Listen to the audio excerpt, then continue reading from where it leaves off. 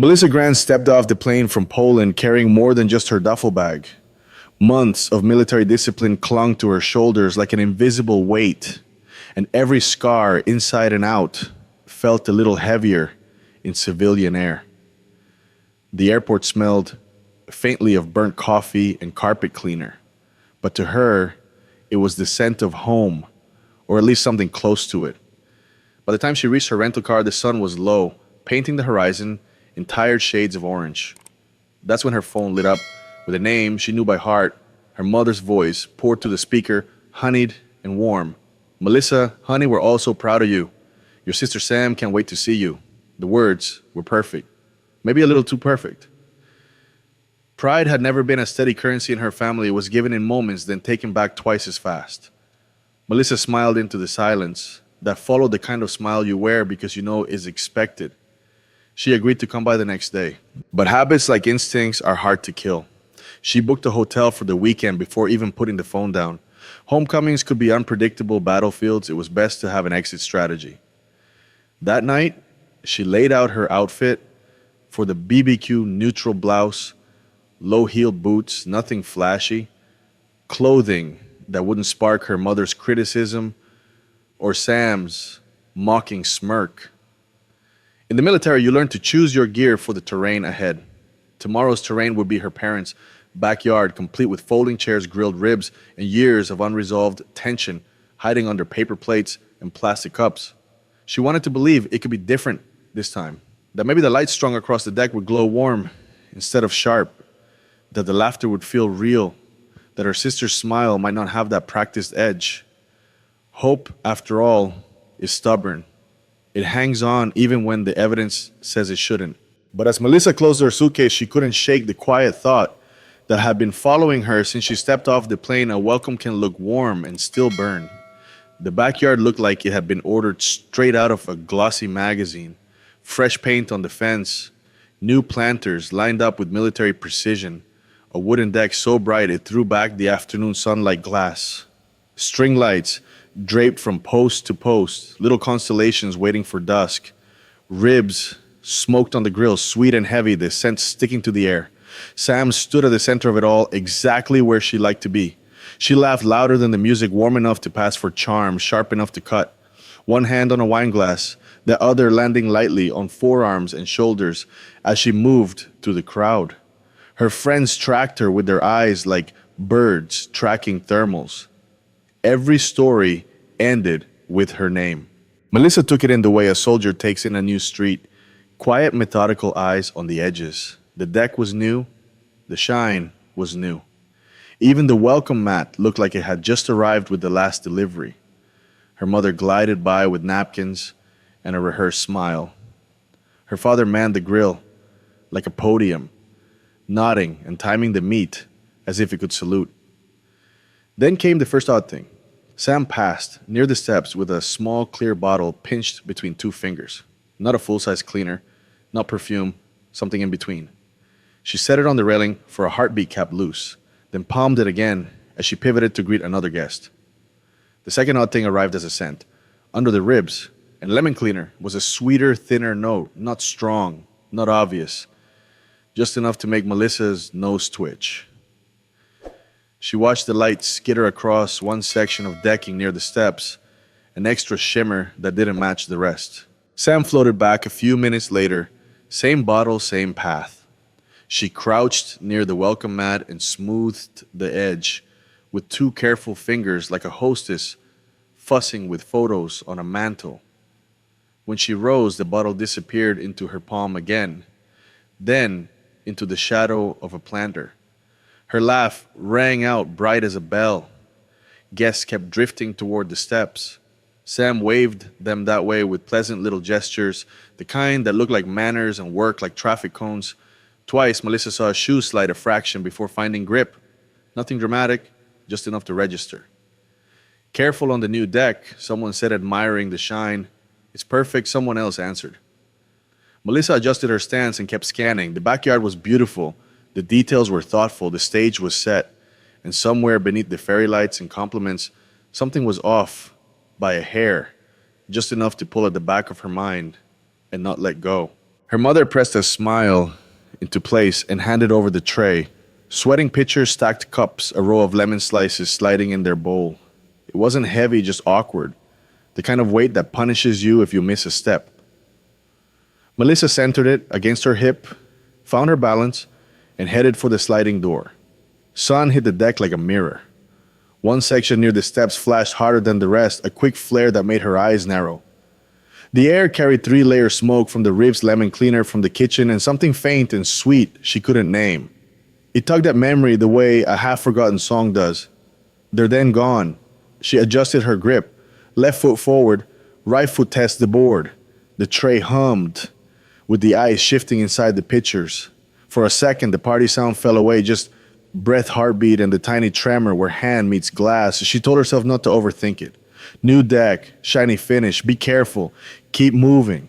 Sam's laugh spiked across the yard. Guests turned. The path to the table ran straight through the brightest sheen of wood. Melissa angled her steps to skirt the shimmer, then paused. The sweet note in the air was stronger here, sticky at the back of the throat.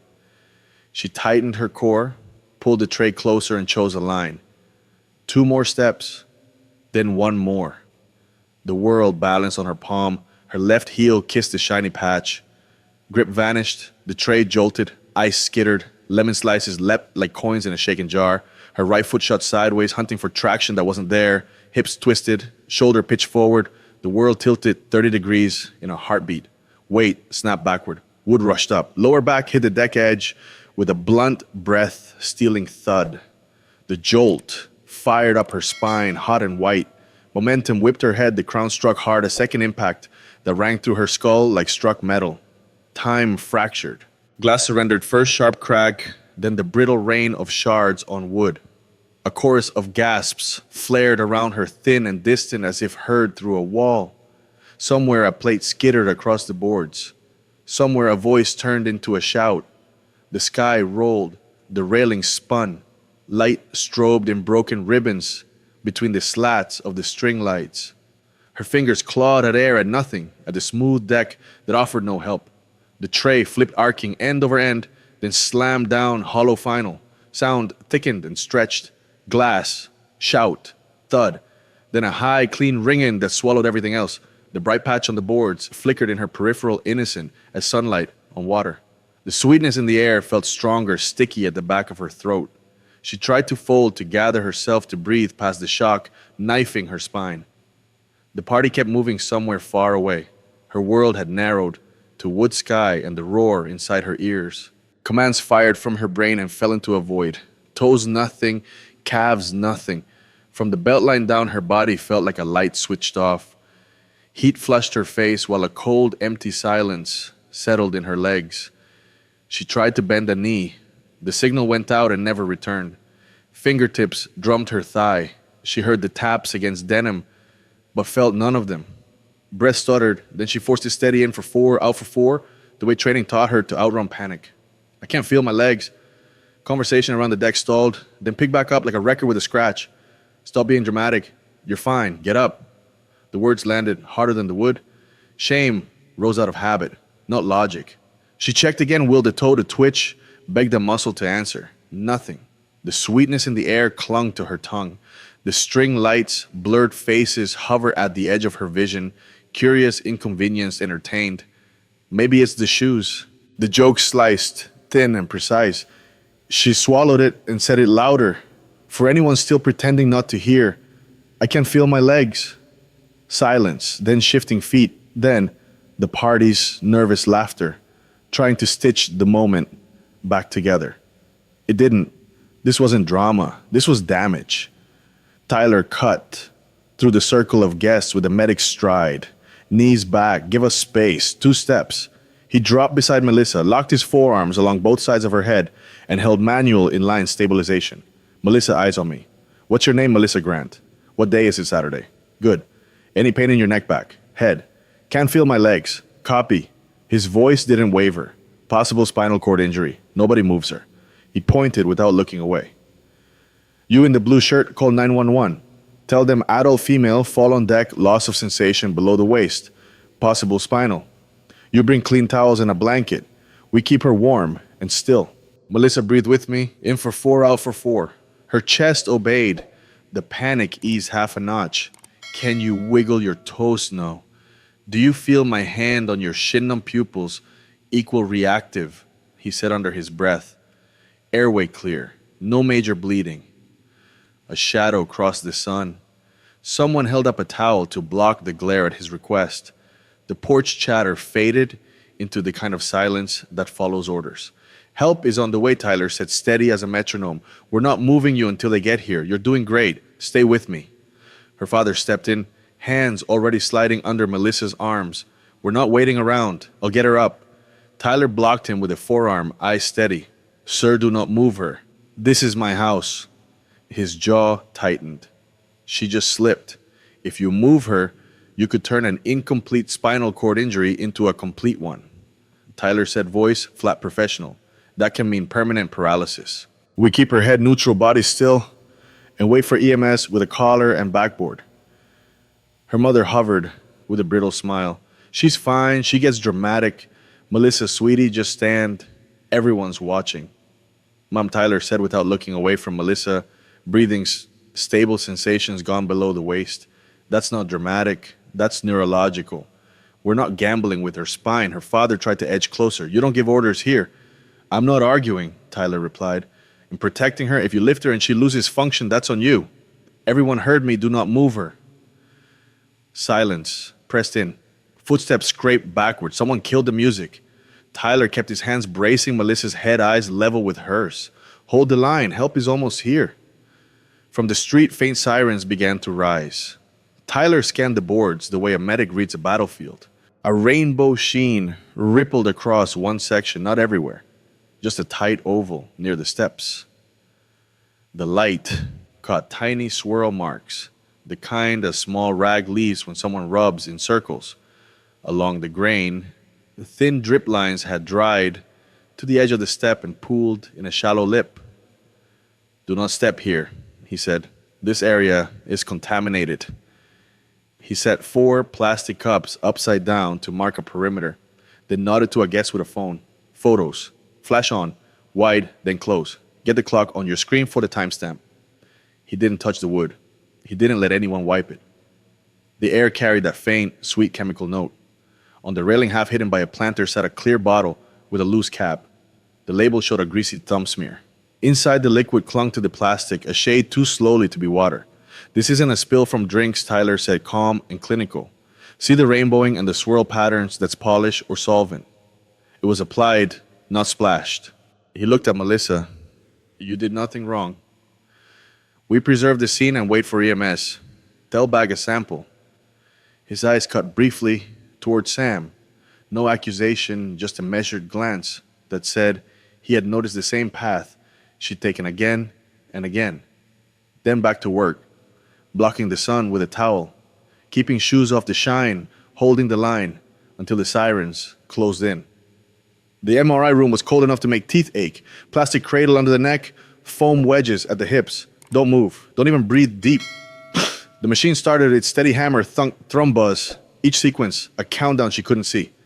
White light, tight tunnel, metal taste in the mouth. She fixed her eyes on a scuff in the plastic and counted heartbeats. Training took over. Stillness is safety, calm is oxygen. When they slid her out, the hallway felt too bright. Tyler was there, shoulders squared, jaw set. A resident walked in with a tablet, followed by the attending. No flourishes, just facts. Incomplete spinal cord injury at L1, edema. Contusion, cord compressed but not severed. Incomplete means some pathways are still alive, the attending said. There's a chance for recovery, but time matters. We're starting steroids to reduce swelling, neuro checks every hour. If the pressure climbs or deficits worsen, we take you to surgery. Best case, partial function returns over months with aggressive rehab. Worst case, permanent loss of motor and sensation below the waist. Possible bowel and bladder involvement. Uncertain doesn't mean hopeless, the attending added. It means we fight for the better outcome.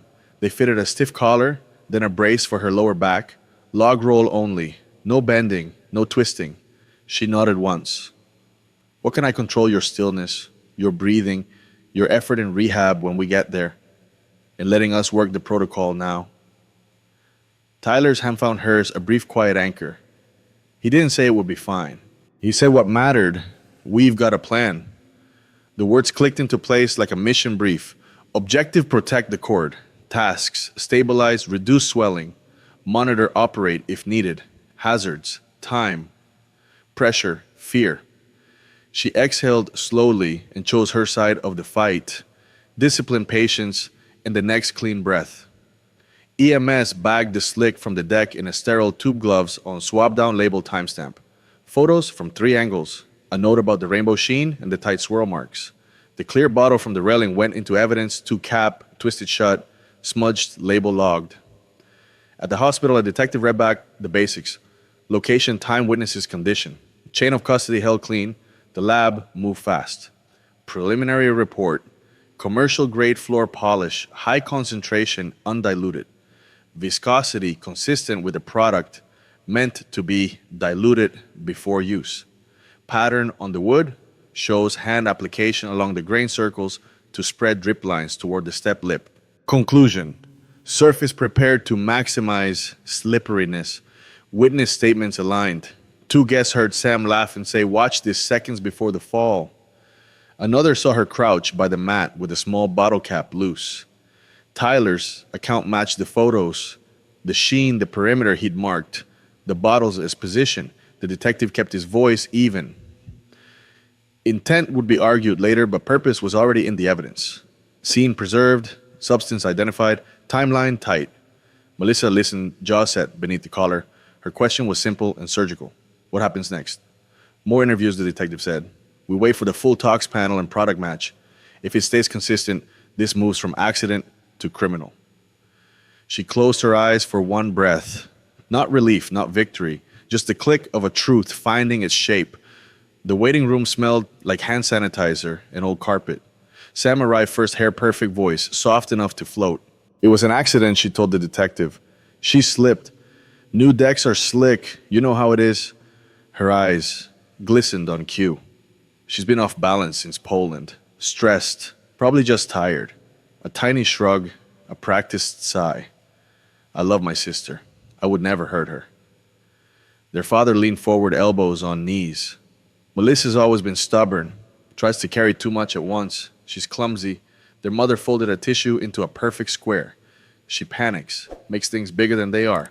When she was 11, she fell off a rope swing. Same dramatics, she'll be fine. The detective kept his tone even. We have a sample from the deck. Commercial floor polish, concentrated. Witnesses heard watch this right before the fall. Sam blinked slowly, then shook her head. People mishear things in a crowd. I said, watch this step. I was warning her. The mother cut the thread and pulled. Exactly. We were trying to help. It's a misunderstanding. Their father added weight. This family doesn't sue family. We handle it privately. Melissa won't want attention. She's a soldier. She'll walk it off. A nurse wheeled past with a chart. Machines beeped somewhere down the hall. In Melissa's room, the collar itched and the brace pressed hard, but the words in the corridor pressed harder. Accident, clumsy, dramatic, misunderstanding. Tyler stood at the doorway like a door frame with a heartbeat. He didn't speak for her. He didn't need to. The evidence would. When the detective finished the round of questions, he closed his notebook with a quiet click. Thank you. We'll verify every statement against the lab and the photos. Sam's smile returned quick and bright, as if truth could be willed into shape. But truth had already been bottled, swabbed, labeled, and logged. They rolled her toward the OR under lights that felt too white. Consent form, initials in boxes, a pen that shook once, then steadied. Risk of bleeding, infection. Worsening deficit, the surgeon said. Goal is decompression at L1. The faster we relieve pressure, the better your odds. Cold prep on her back, a mask lowered. Count backwards from 10, 10, 9, 8, black. She woke to beeps and weight. A rigid brace hugged her waist. An IV sang under tape. Throat raw from the tube. The clock on the wall refused to move. Tyler's shadow was there first, then his face. Out of surgery, no complications. They decompressed the cord. She nodded once. It felt like pushing a boulder. Night blurred into checks, light across the pupils, toes that wouldn't answer, blood pressure cuffs that squeezed like a warning. Every hour, the same questions. Name, date, where are you? Can you feel this morning brought the plan she could grab? Steroids tapered, pain mapped and managed, incentives barometer, log roll only, the nurse said. No twisting. Then came the hard part. Physical therapy arrived with a clipboard and calm eyes. Today, we sit. They moved as a unit nurse on lines. Therapist at shoulders, Melissa, controlling breath. The brace bit into her ribs. The world tilted and went gray at the edges. Blood pressure crashed and crawled back. That's normal, the therapist said. We'll give it a minute. Edge of bed. Feet on a footstool she could not feel. Hands white-knuckled around a rolled towel. Sweat along her hairline like rain that wouldn't fall. Back down, not yet. Day 2. Transfers bed to chair, chair to bed. Every motion broken into pieces she had to memorize. Hand here, elbow there. Lean, breathe, push. Miss a step and the whole thing folded. Day 3. Weight through arms. Seated balance. Core reawakening like a stubborn engine. A tremor in her triceps. A flash of anger. You're allowed to hate this, the therapist said. Hate it and do it anyway. Day 5. Standing frame. The floor smelled like disinfectant and lemon. Straps crossed her knees and chest. She rose slow like a building on jacks. Blood roared. Vision tunneled.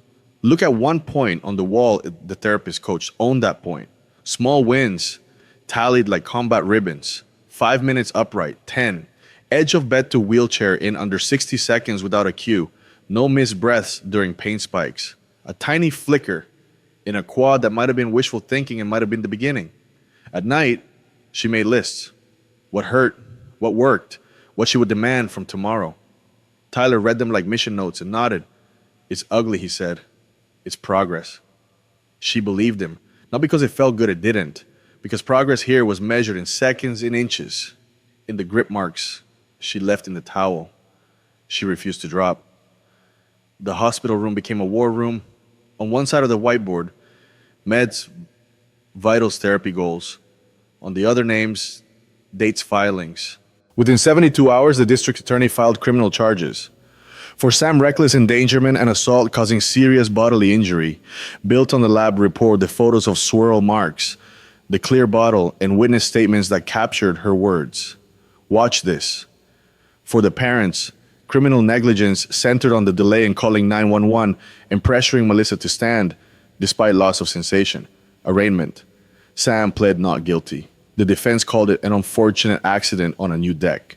The judge read the probable cause summary, glanced at the evidence list, and issued a no-contact order. Bail with conditions: no entry to the hospital, no approach to Melissa, no tampering with the deck. The parents were booked and released pending hearings, warned against interfering with medical care or witnesses. Discovery. The case binder thickened chain of custody logs, high-res photos of the rainbow sheen, the preliminary talks identifying concentrated floor polish, EMS narratives, Tyler's medic statement, and a calendar of guests slated for interviews. A spoliation letter ordered the family not to refinish or clean the deck. Any alteration would be treated as evidence destruction. The lab requested a product match against brands found in the garage receipts, and trash bags were preserved. Parallel to the criminal case, Melissa's attorney filed a civil suit: medical expenses, future care, lost wages, pain and suffering, and punitive damages. A motion asked the court to preserve all physical evidence and electronic messages. Subpoenas went out for texts and group chats around the party. Mediation was floated. The first settlement offer arrived with a non-disclosure clause attached. Melissa read it once and set it down. Truth wasn't for sale. Through it all, she measured progress. The way she did in rehab, inch by inch, document by document. Tyler sat in on prep calls with the ADA cross-checking timelines, building a clean witness list. The courtroom would be another kind of therapy, hard, exhausting, necessary.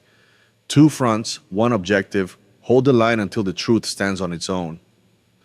The courtroom was packed, lab reports on the screen, photos of the rainbow sheen, witness statements, Tyler's medic note. The jury had already come back guilty on all counts.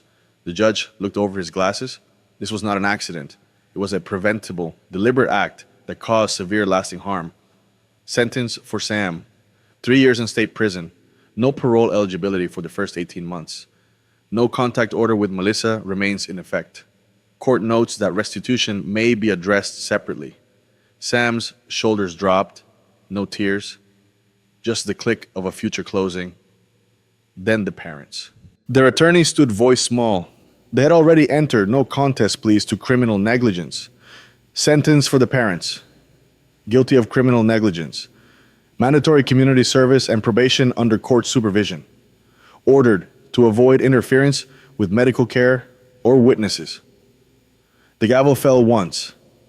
It didn't fix Melissa's spine.